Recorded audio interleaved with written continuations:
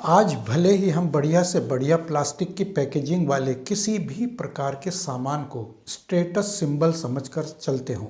लेकिन भविष्य के लिए यह सबसे बड़ा अभिशाप बनता जा रहा है। बढ़िया प्लास्टिक की पैकेजिंग के तौर पर हम चाहे खाने पीने का सामान खरीदते हैं या फिर पहनने वाले ब्रांडेड कपड़े या फिर कोई भी डेली यूज़ का राशन का या कोई भी सामान, हर प्रकार की चीज़ आज हमें जितनी बढ़िया प्लास्टिक की पैकेजिंग में मिलती है उतनी ही वस्तु भरोसेमंद और हेल्दी मानी जाती है। लेकिन ऑस्ट्रेलिया की यूनिवर्सिटी ऑफ न्यू कैसल में किए गए एक हैरान करने वाले अध्ययन में पाया गया है कि इस धरती पर रहने वाला हर एक इंसान एक हफ्ते में किसी न किसी रूप में औसतन 5 ग्राम तक प्लास्टिक निगल रहा है, और ख़ास उस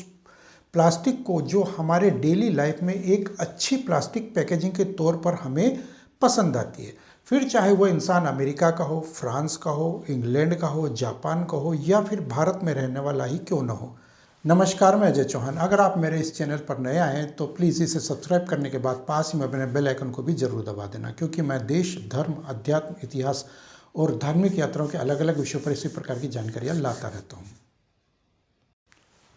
तो मेडिकल यूनिवर्सिटी ऑफ वियना और एनवायरनमेंट एजेंसी ऑफ ऑस्ट्रिया के शोधकर्ताओं ने भी अपने अध्ययन में यही पाया है कि प्लास्टिक के करीब 9 तरह के अलग अलग कण खाने पीने या फिर अन्य तरीकों से इंसान के शरीर में पहुंच रहे हैं। प्लास्टिक के ये कण लसिका तंत्र और लीवर तंत्र तक पहुंचकर न सिर्फ इंसान की रोग प्रतिरोधक क्षमता को प्रभावित कर रहे हैं, बल्कि अन्य प्रकार के पशु पक्षी भी इससे बुरी तरह से प्रभावित हो रहे हैं।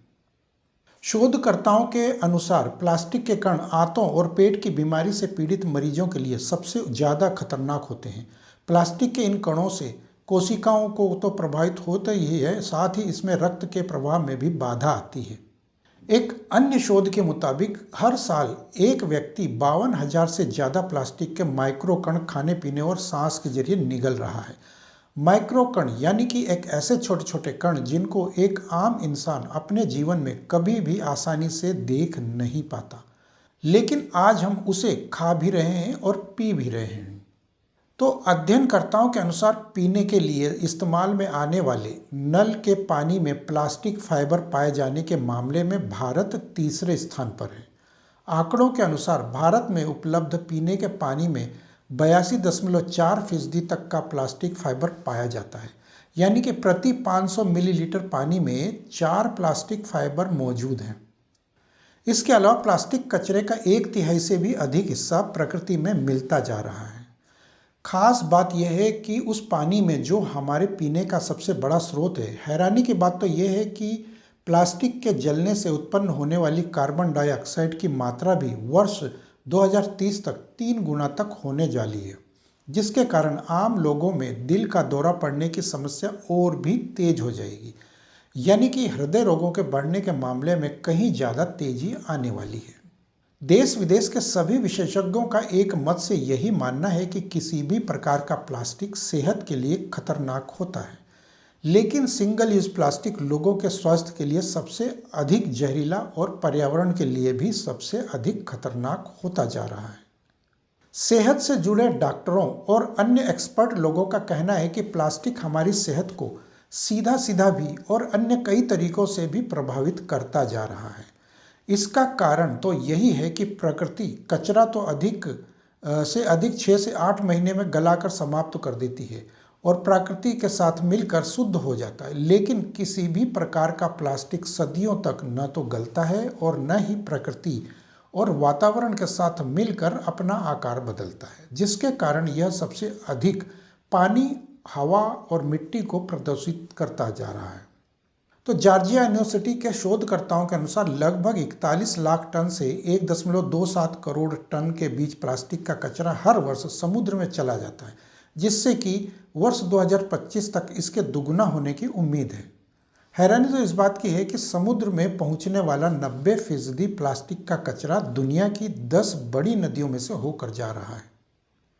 एक अध्ययन में कहा गया है कि समुद्रों और महासागरों में हर वर्ष करीब 10 लाख से अधिक समुद्री पक्षी और करीब 1 लाख स्तनधारी जीव प्लास्टिक प्रदूषण के कारण बेमौत मारे जा रहे हैं। समुद्र और नदियों में जमा प्लास्टिक के मलबे से उनमें पलने वाले कछुओं की दम घुटने से मौत होती जा रही है, जबकि व्हेल मछलियां भी इसी प्लास्टिक के जहर का शिकार होती जा रही हैं। और यहाँ अगर हम खबरों के अनुसार प्रशांत महासागर की स्थिति देखें तो वहाँ जमा प्लास्टिक का कचरा द ग्रेट पैसिफिक गार्बेज पेच के नाम से प्रसिद्ध हो चुका है, जो समुद्र में प्लास्टिक के कचरे का अब तक का सबसे बड़ा ठिकाना बन चुका है। अनुमान है कि यहाँ पर लगभग 80,000 टन से भी ज़्यादा प्लास्टिक का कचरा जमा हो चुका है। एक्सपर्ट लोगों का कहना है कि सिंगल यूज प्लास्टिक को सबसे अधिक शहरी आबादी ही इस्तेमाल करती है और यही कारण है कि शहरी आबादी ही इसके प्रति सबसे अधिक लापरवाह भी दिखती है, क्योंकि आम शहरी आबादी बड़ी ही लापरवाही से सिंगल यूज प्लास्टिक को इधर उधर फेंक देती है, जिसके कारण वही प्लास्टिक नालियों में घुस जाता है और उनसे बहने वाले गंदे पानी को जाम कर देता है। धीरे धीरे नालियों का वही पानी उस सिंगल यूज प्लास्टिक के साथ मिलकर नई नई प्रकार की बीमारियों को जन्म देता है